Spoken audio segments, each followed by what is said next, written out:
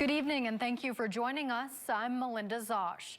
First at 5, the recovery in Kentucky continues after recent deadly tornadoes.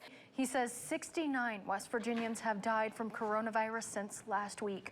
Justice also expressed concern about hospitals and healthcare workers being overwhelmed this holiday season. Training to save lives, communities in southern West Virginia are providing naloxone coaching sessions in areas hard hit by the opioid crisis. 6 local counties, Mercer, Wyoming, McDowell, Raleigh, Summers, and Monroe, are planning to take part. Our Glenn Kittle is live from the Shell gas station in Bluefield, Virginia to tell us more. And Glenn, I have 2 questions for you. First, how much higher are gas prices this year compared to last year? My second question is, what is the average price of gas per gallon right now? And Adam, why do you think this training is so crucial to help people who might be in an active shooter situation? I know you touched on an anecdote from someone in Texas who helped save some lives by getting them into a safe area. Can you touch more on that, why this training can make a difference? Can you elaborate a little bit more on the importance of making that, I guess, a split-second decision of what you should do? So our first question tonight, are there things people can do to survive a mass shooting, and if so, what are they? This morning, we're talking about a very important topic. Is America in danger of losing its soul? In fact, this was an op-ed published earlier this month in the Courier-Journal that covers news in Louisville, Kentucky, and southern Indiana. So, Dr. Brogdon, we'll start with you this morning. Your op-ed alludes to President Biden mentioning that he was fighting for the soul of America, and we heard that quite a bit during his campaign. You touch on various issues plaguing this country in your op-ed, from economic disparities to racial injustices and more. But can you elaborate more on the issues that are impacting America right now? We start today with local COVID news. This just in, the first known case of the UK coronavirus variant has been identified here in southern West Virginia. And we'll also look at the situation in the present, and then we'll look ahead to the future, to life after the pandemic. Yeah, I sure have, Martin, and I'm sure many of us have. And the prices at the pump have been climbing for a while, but more recently, they've taken near double-digit hikes upward. 2 men are charged with assaulting a U.S. Capitol police officer who later died. One of them is from West Virginia. The Olympics are officially underway, kicking off with the opening ceremony in Tokyo. However, outside of the stadium, COVID-19 concerns are lingering. And back in our area in Virginia, there's new mask guidance for schools. We'll tell you what this means for Tazewell County schools and your student. And the sounds and smells of Cajun country are filling the air in Mercer County tonight. We'll have a live look at the forecast from Princeton coming up. Good evening and thank you for joining us. I'm Melinda Zosh. We'll get to those stories in just a moment, but first, the Tazewell County Sheriff's Office is investigating a shooting that took place early this morning. They now have a suspect in custody. That suspect is this man, 36-year-old David Curtis Witt. WVVA is helping to answer your questions about small business. Joining us today is the Executive Director of the Development Authority of Mercer County, John O'Neill. John, as always, thank you for being here. It's great to be with you. And John, as I mentioned earlier, Governor Jim Justice made an announcement Wednesday about unemployment numbers in the state, so please give us the details.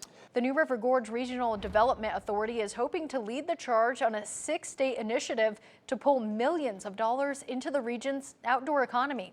West Virginia's surrounding states are part of the $500,000 grant proposal for the U.S. Department of Commerce's Build Back Better Regional Challenge.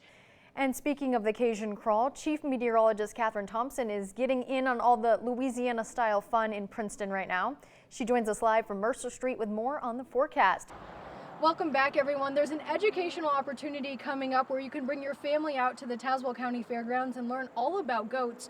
Joining me now to shed some light on this event coming up tomorrow is April Wilson and Sherry Reese. So thank you both for joining us today. And if you are planning on coming out here to the State Fair, hopefully you'll take cover for a little bit before it clears up. Anyway, besides the fair food and the rides out here, at least when the weather's nice, you can hop on the rides. Another staple at the State Fair of West Virginia are all the animals here. Let's check in now with Chief Meteorologist Catherine Thompson, who has a first look at the current conditions. And Catherine, how soon can we expect these changes and what are they? Coming up, the smell of shrimp and crawdads is filling the air in downtown Princeton. And soon the sounds of Louisiana will too. But first, Chief Meteorologist Catherine Thompson soaking up the sun on Mercer Street. She'll be back with a live look at the forecast next. On Thursday, family and friends of Miss Pauline Welch gathered in Lewisburg to celebrate her big day. She turned 105 years old. She was born on January 6th, 1917. She was just a baby during World War I and the Spanish flu. She's seen World War II. She's lived to see many presidents take office. And today, she received a special birthday surprise. She's got a special cake because she collected frogs years ago, and it's got little frogs on it, and it's a beautiful little cake.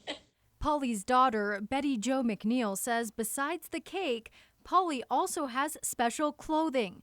She wears a birthday t-shirt each year on January 6th, and 2022 was no exception. Betty Jo helped her mom proudly show this year's shirt to us. It says 105 by His Amazing Grace. That's one of her favorite songs, Amazing Grace. Polly was born near Quinwood in the western end of Greenbrier County. She was the middle girl in a family with 6 kids, 5 girls and a boy. They lived on a farm. Oh yes, she talked about how they built their first house with had indoor plumbing. Then Polly ventured out and had a family of her own, one that grew over time. So 2 children, 6 grandchildren, 8 great-grandchildren? Yes, and 1 great-great-grandchild. And family has always been her foundation. Well, we always enjoy celebrations, but this is special when she gets to be 105. It's amazing when we think about it. We're all elated that she's lived this length of time. And before we ended our FaceTime conversation with Polly and her family, we had something special to share with them. Okay, are you all ready for this little surprise? Yep, we're ready. Yeah, we're ready. Okay. Hello, I'm United States Senator Joe Manchin, and on behalf of the citizens of the Mountain State, and as your United States Senator, it is my distinct honor to wish Miss Pauline, but as everyone knows her as Polly Welch of Lewisburg, a happy 105th birthday. Polly, as your family and friends honor you, I know this will be a most memorable occasion for you to reflect on your rich and fulfilling life, your lifetime of incredible experiences, and the amazing changes and progress you have seen throughout the years. How wonderful. Oh, that was exciting, wasn't it? Thank you. From all of us at WVVA, we would like to say happy birthday, Polly. We hope you have a fantastic day. We've also reached out to Senator Shelley Moore Capito's office, and we're working on receiving a special birthday message from the senator. We'll keep all of you updated on that. Back to you. Nobody really knows why I'm still here, or how I'm still here, really. But this is where it all happened. This is Windmill Hill Road in Mercer County, and on a cold, windy November day in 2020, a young woman says she almost died here on this hill, and that's when the what if started filling her mind. What if I don't get to tell my kids I love them? What if I don't get to tell my mom I love her? And what if I don't get to tell my husband I love him? And tell them that I'm sorry for whatever I've ever done, and tell them goodbye? What if that happens? What did happen was a very bad accident. 24-year-old Christina Comer was driving an ATV down this hill when suddenly she lost control and her body slammed into a guardrail. It hit me so hard it made my shoes like fly off my feet. And I wasn't even going fast. I was going like maybe 5 miles per hour right here, 5-10 miles. She found herself in the gravel in a state of shock. When I sat up and caught my breath, I looked around and I didn't see nobody. I didn't even see this house. All I knew was it was God, I guess, telling me walk that direction.